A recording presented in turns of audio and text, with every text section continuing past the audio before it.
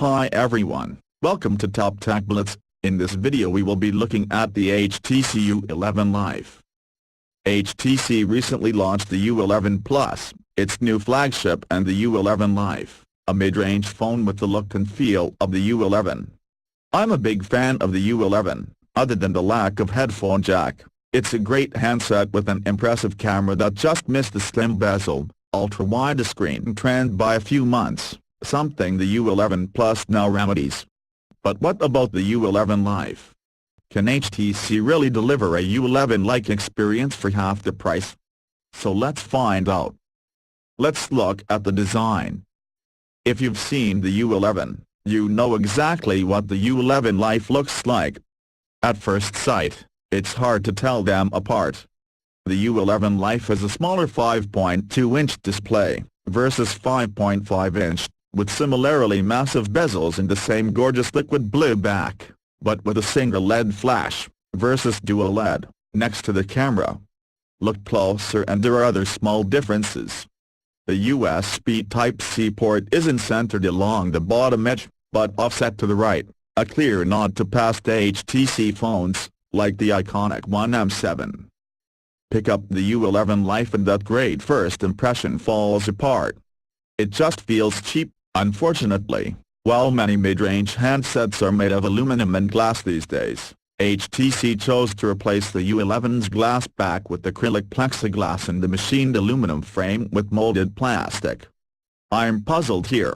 The acrylic back is a passable substitute, even if the blue hue doesn't quite match the U11's, but the plastic frame, complete with visible molding marks, is just disappointing at this price point. Gone too are the U11's machined aluminum power/lock key and volume rocker, replaced with plastic buttons that just don't have the same pleasant tactile feedback. At least the IP67 rating and notification LED carry over to the U11 Lite, along with Edge Sense, which is interesting if not somewhat gimmicky. Display. The U11 Life features a 5.2-inch 1080p Super LCD 3x panel with the standard 16:9 aspect ratio.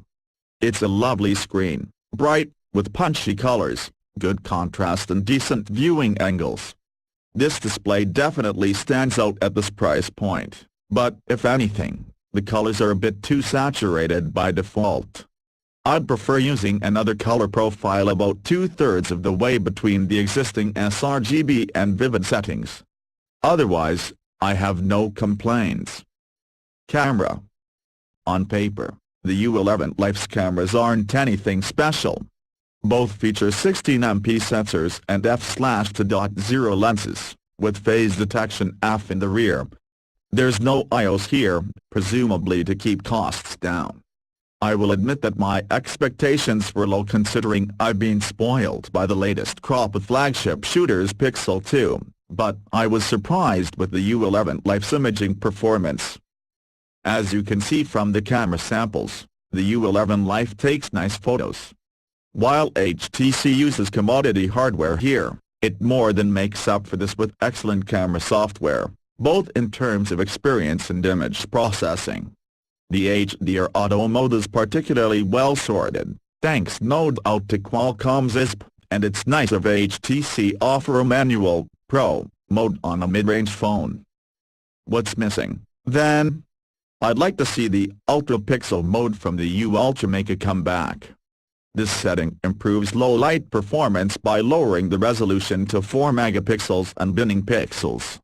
Video recording is fine, by the way. The U11 Life supports up to 4000 capture, 1080p maximum in front, with high-resolution audio, but lacks the U11's 3D audio feature. All in all, I think most people will be happy these shooters. Reception and sound quality.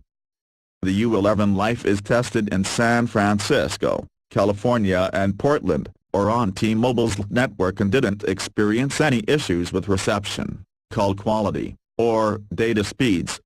Unlike the U11 and its excellent two-way boom sound hi-fi speaker system, the U11 Life just features a single speaker on the bottom edge.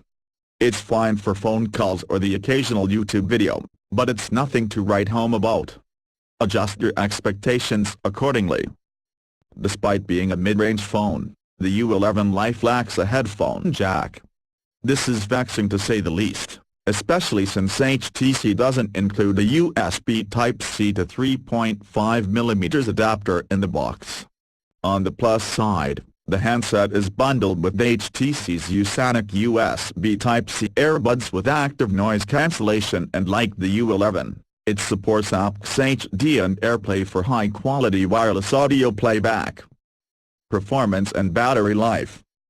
The U11 Life is powered by Qualcomm's new mid-range Snapdragon 630 and features 3GB RAM and 32GB of built-in storage, with microSD expansion up to 256GB.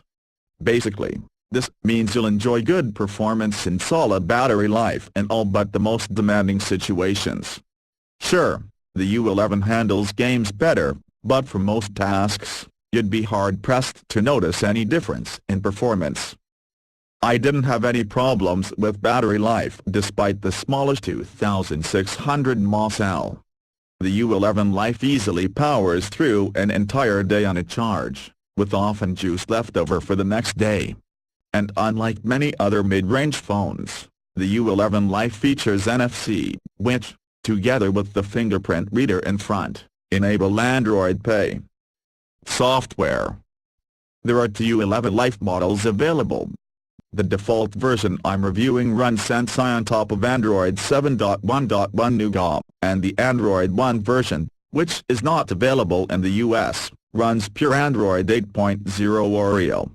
Like with the U11, Sensei remains lightweight, fast and a pleasure to use.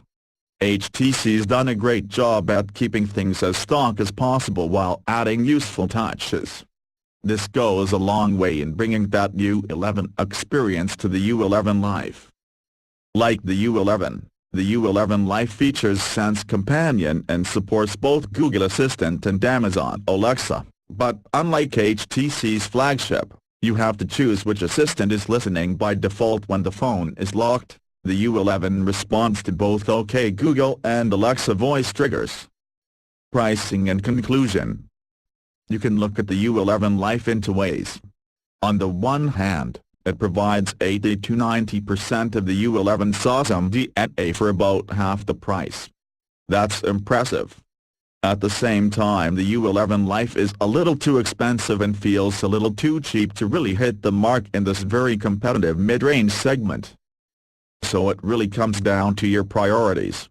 If you're looking for a flagship-like experience on a budget, then by all means, go for it. But if you're really price-sensitive and looking for quality materials and standard mid-range features, like a headphone jack, then perhaps the U11 Life isn't the right handset for you.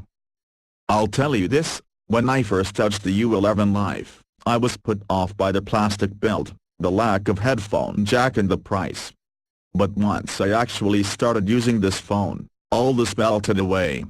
At the end of the day, there's no substitute for a great experience, and HTC delivers. Thanks for watching. If you liked the video, don't forget to subscribe, and if you have done that already, don't forget to give us a thumb up if you like this video.